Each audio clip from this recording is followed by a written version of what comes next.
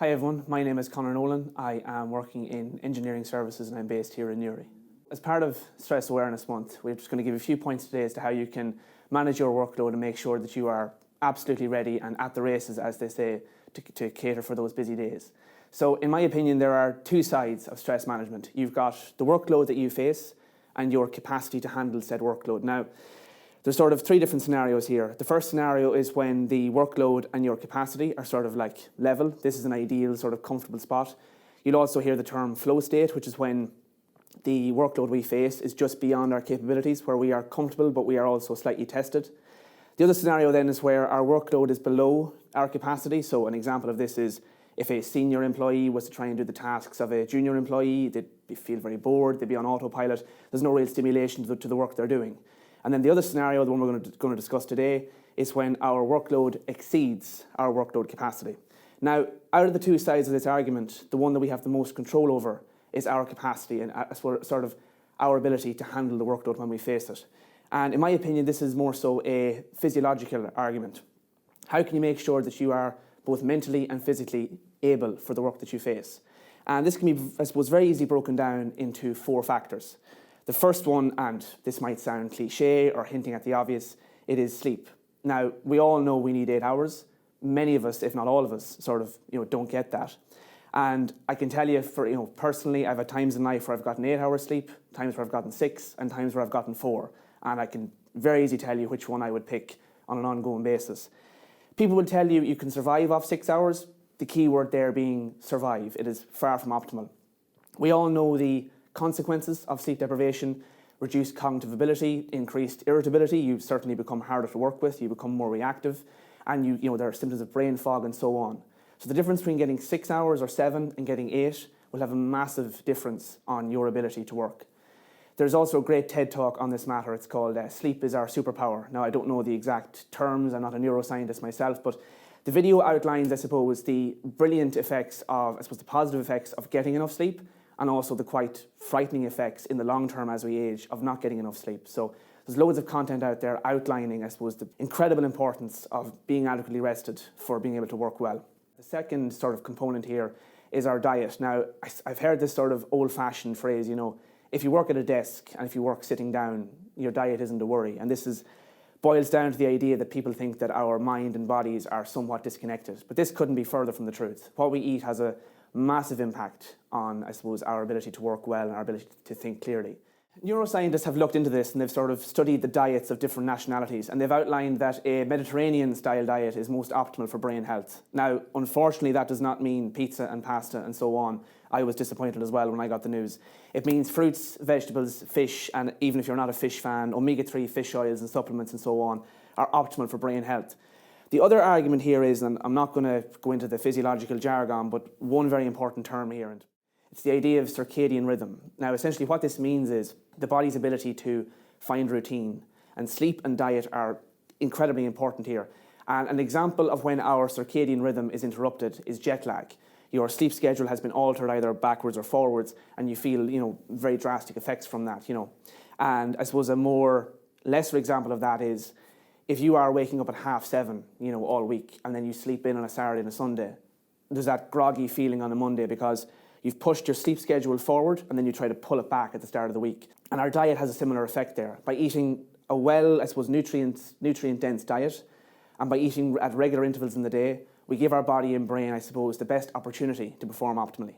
Now, the next point, and I feel this is very applicable to office work, is the idea of caffeine consumption. Now, this one, I think, can really sneak up on us in a way. It's very easy, and I think it's out of pure habit. A lot of us could drink 4 or 5 or 6 cups of tea in a day. It's very easily done, whether you're working at home or working in the office. And a lot of times, we're not even doing it for the caffeine content, we're doing it out of taste and out of habit. Now, there's a lot of studies done on this, and I find it very interesting myself because it's not just, from the mental side, but also from the side of physical recovery and the quality of our sleep. The half-life of caffeine is 10 hours, which means if you have, for example, an energy drink at 2 o'clock in the day, say Monster, Red Bull, etc., you're talking about 150 milligrams of caffeine at 2 o'clock in the day. By midnight, 10 hours later, 75 milligrams is still in your system. So even though you could be fast asleep, your sleep quality is compromised, you are not as well rested as you could be.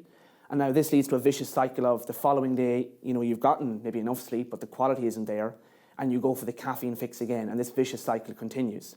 So be very wary of your caffeine content, particularly in the evening time, and I've made this mistake, in training sessions, having energy drinks after 5 o'clock in the evening. That is a no-go.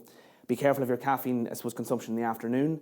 And another great point I've heard is it's called, and I started doing this recently, it's called the 90-minute rule. And whatever time of the day you wake up at, wait 90 minutes before you have tea or coffee or anything like that. And the reason for it is you allow the body to sort of naturally balance its energy levels. And this allows your energy levels to be more stable in the afternoon. Every person who works in an office probably feels that sort of slump around 3:30, 4 o'clock. When you delay the first, bit of caffeine consumption in the morning, that slump either will not happen or it won't be as drastic. So it's sort of an overlooked, substance, but by carefully monitoring and carefully timing your caffeine consumption, you can enable yourself to better work optimally. Now, the final, component here relates to sort of how we spend our time outside of work, and it's a brief mention of alcohol consumption. Now, as an athlete myself, I'm a competitive powerlifter, and I always train on a Monday. And I find if I go out on a Friday night or a Saturday night, even though on a Monday, it's 2-3 days later, the body is not fully right. You're not running on all cylinders, as the phrase goes. You're about 80% there. Anyone who plays football, does a bit of running, will know this. The mind is the exact same. So in the case where it happens to be a very busy or a very, overwhelming Monday, in order to make sure that you are performing optimally, be very wary of how you spend your time and what you consume at the weekends to make sure that you are, as I say, at the races. Now, those 4 points outline, how we can be physically and mentally optimal and ready for work. The other side of the argument now is how do we manage our workload? Now, as I said, sometimes busy days, hectic days are unavoidable. Sometimes deadlines change. Every occupation has a busy season. I'm pretty sure accountancy and finance around this time is a very busy season. You talk to anyone in the farming industry, February and March is non-stop. Those things are sort of unavoidable. So sometimes very hectic days, nothing we can really do about it. But in those cases, there are some, practices we can implement to make sure that we are as ready as we can be. Now, the first point, and again, this might sound cliche, but it's quite an obvious one that most of us don't do.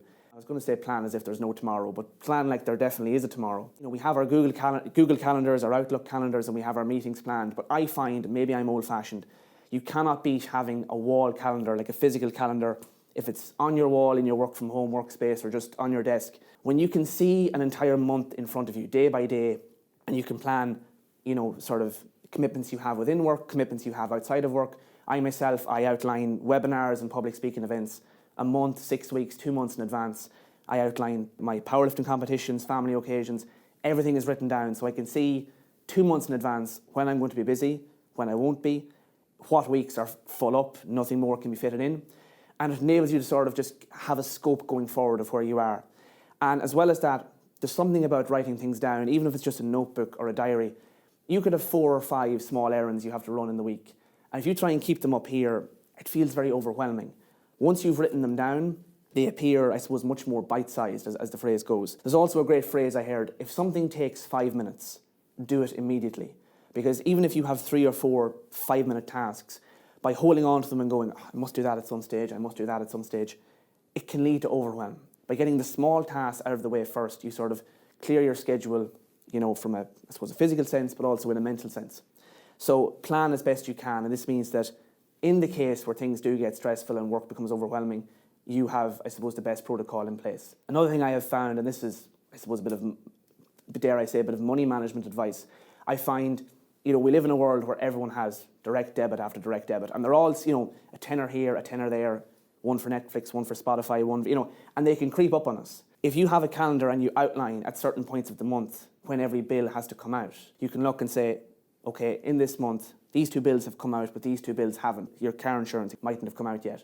So you can look at your calendar, look at your bank balance and go, okay, take 100 or take 200 off of what I have because there's more bills to come out. And that I find is very good for just avoiding hassle and stress with your money. It can be very helpful as well. The last point I would make, and this might be applicable to everyone, but I think it will be more applicable to sort of more junior employees because I've found myself in this sort of situation myself. It's very natural when you are new to a project that you want to sort of make an impression, you want to contribute as much as you can to the team, you want to take on as much work as you can to sort of learn as much as you can. And that's a very good outlook to have, and I suppose it's natural in a sense as well. But be wary in the sense that you don't want to be delivering subpar work. If we voluntarily take on too much work at once, we find ourselves rushing and, to meet deadlines, and therefore we can deliver work that's not of optimal quality. And I know, particularly in the sort of area of software engineering, there's a big difference between writing code that works and writing code that works efficiently, is well written, is easily readable for the next person that comes along. Before you go volunteering for the next task, have a look at the stack of tasks you already have and go, okay, my backlog is fairly full. I have something due Wednesday, something due Friday, something due next week. So before I go volunteering for more, I'm going to make sure that I deliver all of these very well. But this also filters out into this idea that stress management is not just personal. It also happens, I suppose, on a team basis. We work in teams of 5 or teams of 10. If you find yourself with some free time and someone else on your team is stacked with tasks, go out of your way to take something off their hands and make life easier for them. And this leads to good stress management across a whole team. So as I say, the busy days are inevitable. As I say, deadlines change, there are busy seasons, and things can go wrong. These things are unavoidable. But by making sure that you are physically and mentally, as I say, at the races, you've taken care of your caffeine intake, you've planned well, and you've sort of managed your own personal load of tasks. This way, you are ready to perform for these hard days.